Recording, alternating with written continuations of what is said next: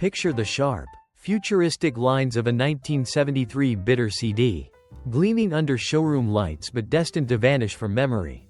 Imagine the quirky charm of a 1970 Saab Sonett III, its fiberglass body and front-wheel drive baffling American buyers.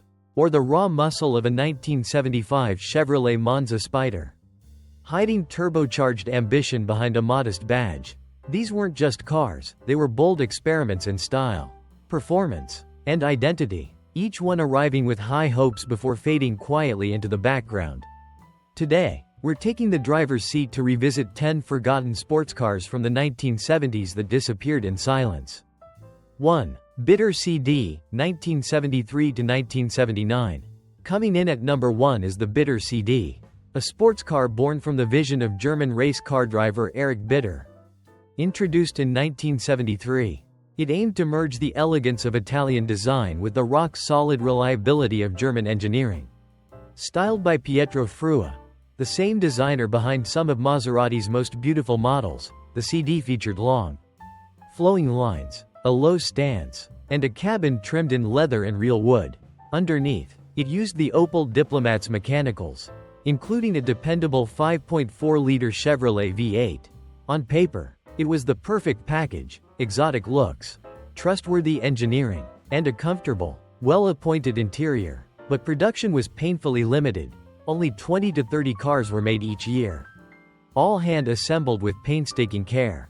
With no real dealership network and almost no marketing, the Bitter CD remained a mystery to most car buyers. By the time production ended in 1979, just 395 examples had been built. For those lucky enough to have owned one, the Bitter CD was more than a car. It was a statement of taste and exclusivity. Today, finding one in pristine condition is like uncovering a lost piece of 1970s automotive art. A reminder of what could have been if the world had only taken notice. 2. Opel GT, 1968 to 1973. Coming in at number 2 is the Opel GT, often nicknamed the Baby Corvette for its sleek, American-inspired lines. First launched in 1968 and peaking in popularity in the early 1970s. The GT was Opel's bold attempt to show it could build more than just sensible family cars. Its long hood, short rear deck, and pop-up headlights gave it the proportions of a true sports car, while its compact size made it agile and approachable. Power came from either a 1.1-liter or 1.9-liter inline-4 borrowed from Opel's sedans, not exactly blistering, but enough to make the featherweight GT a joy on winding roads.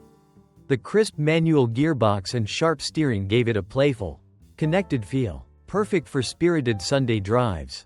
Unfortunately, the 1970s brought strict emissions and safety regulations that quickly dated the design. The pop-up headlights became problematic, and the lack of modern bumpers hurt sales in the US, its biggest market. By 1973, Opel pulled the plug, producing just over 103,000 units during its brief run. Today, surviving Opel GTs are prized by collectors for their unique blend of European style and everyday reliability.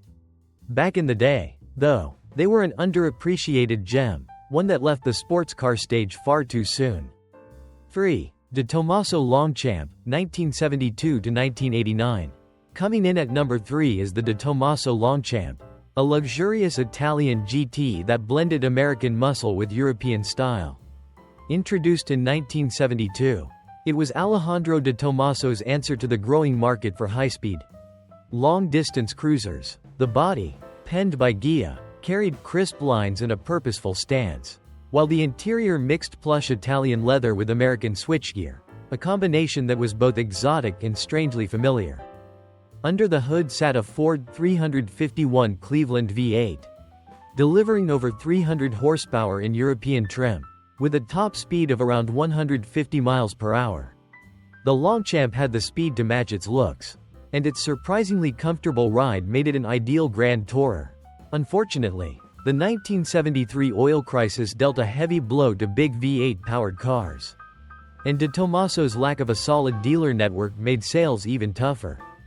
Parts were sourced from 3 different continents, which made maintenance a logistical nightmare.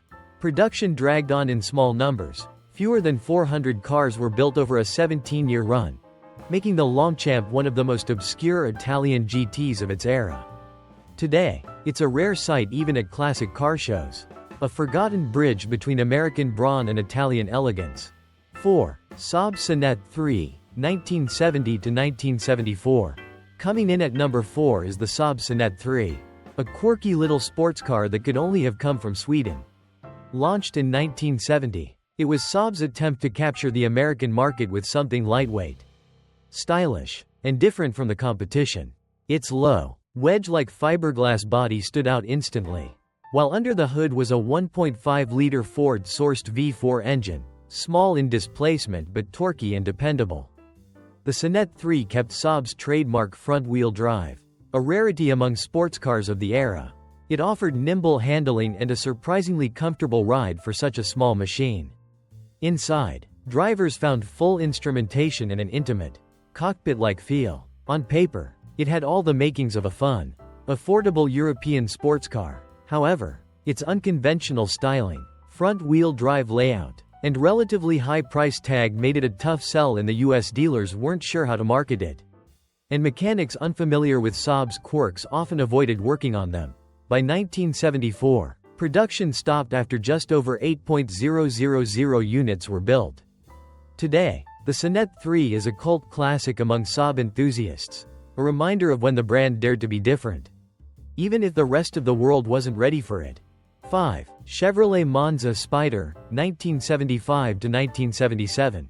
Coming in at number 5 is the Chevrolet Monza Spyder. GM's ambitious mid-1970s experiment in bringing turbocharged performance to a small American car. Introduced in 1975 as the sportiest version of the Monza line, the Spyder was equipped with a turbocharged V6 that promised genuine speed in an era when most performance cars were losing their edge. The exterior looked the part: special alloy wheels, sport mirrors, distinctive striping, and a full set of gauges inside to back up its performance image. Bucket seats and a center console gave it a more European-inspired driving position. And for a brief moment, it seemed GM had found a way to offer a quick, stylish compact that could rival imports. Unfortunately, the technology of the time wasn't quite ready. The carburetor and turbo system didn't always cooperate, leading to lag you could measure in seconds and heat-soak problems that frustrated owners. Mechanics were often baffled by the setup, and repairs could be costly. As a result, the Spyder package lasted only about 3 years before disappearing entirely.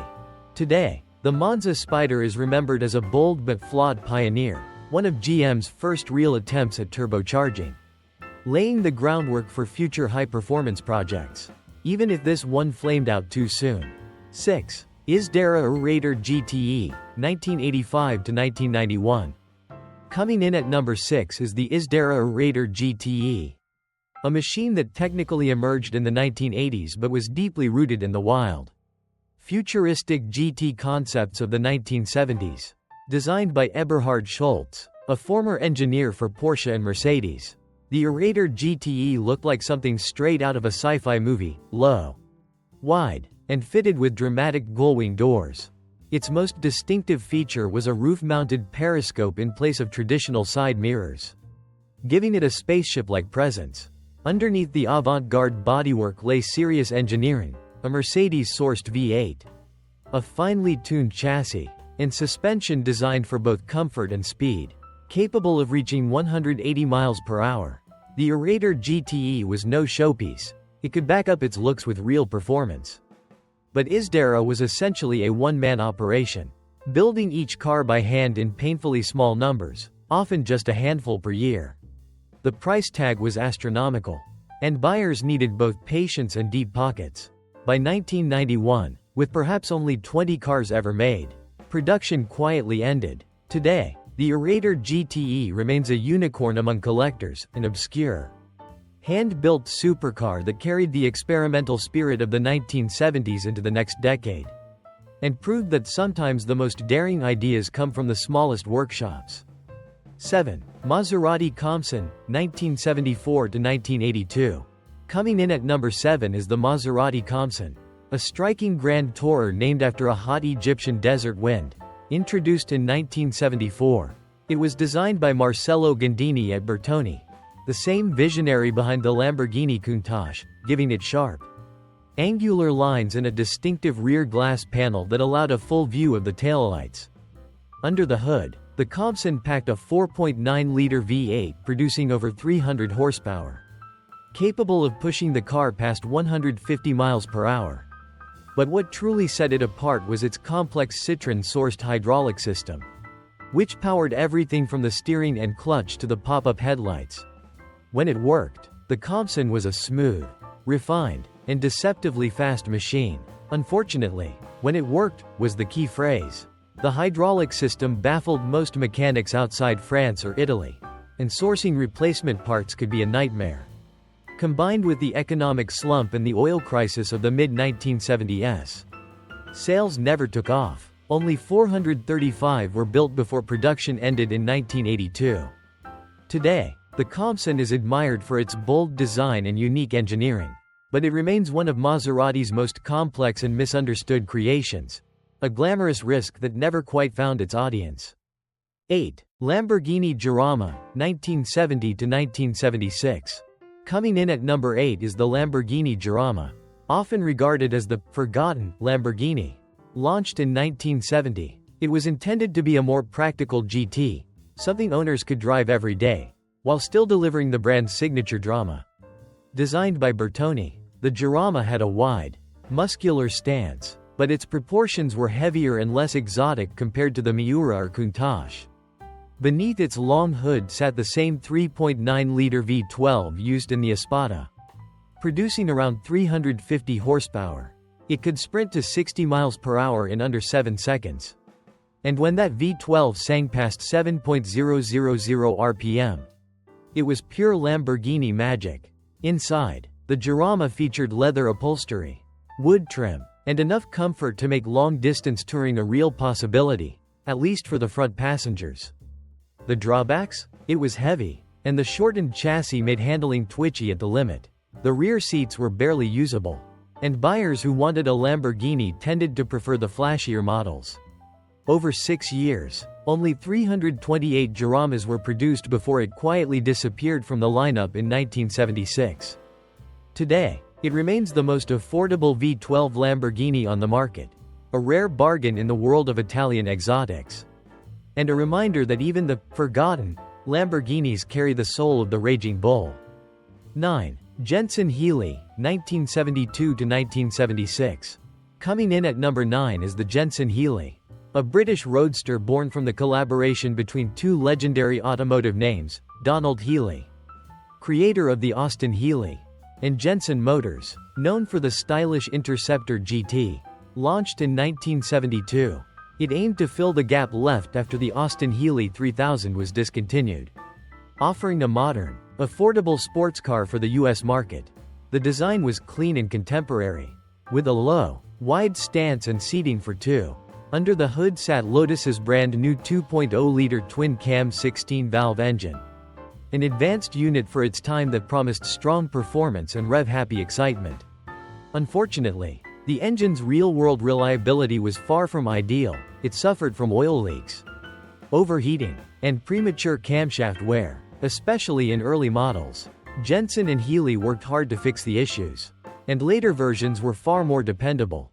But by then, the damage was done. The car's reputation had taken a fatal hit. Sales slowed, and Jensen Motors, already financially fragile, went bankrupt in 1976 after producing about 10,000 units. Today, the Jensen Healey is remembered as a classic case of what could have been a beautiful British roadster with great potential, undone by rushed engineering and bad timing. 10. Bricklin SV-1, 1974-1975. Closing out our list is the Bricklin SV-1, a car that promised to be the world's first truly safe sports car, and ended up as one of the most infamous failures in automotive history.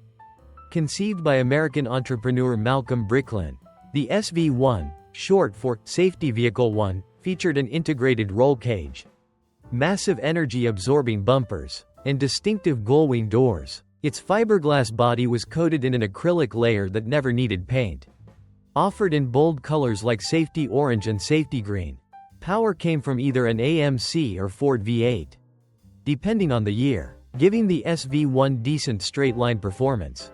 Unfortunately, the execution couldn't match the ambition. The acrylic panels cracked in cold weather. The heavy gullwing doors often failed, sometimes trapping occupants inside, and build quality was wildly inconsistent. Some cars left the factory with mismatched body panels or electrical systems that barely worked. Funded heavily by the Canadian province of New Brunswick, the project burned through millions in government subsidies before collapsing. In just 2 years, only 2.854 SV-1s were built, leaving behind a trail of lawsuits, debt, and disappointed owners. Today, the Bricklin SV-1 is a collector's curiosity, a flashy reminder that good intentions and bold ideas aren't enough without solid engineering and sustainable business planning. So, which of these forgotten 1970s sports cars would you love to see roaring down the road again? Maybe it's the elegant lines of the bitter CD, the quirky charm of the Saab Sonett III, or the bold safety-first vision of the Bricklin SV-1. Each of these machines carried a unique story, some of brilliance, others of bold miscalculations, that makes them unforgettable to true car enthusiasts. Drop a comment below and share your favorite. Or tell us if you've ever seen one of these rare gems in person. And if you enjoyed this ride through automotive history, don't forget to like, subscribe, and join us for more journeys into the fascinating, forgotten corners of the car world.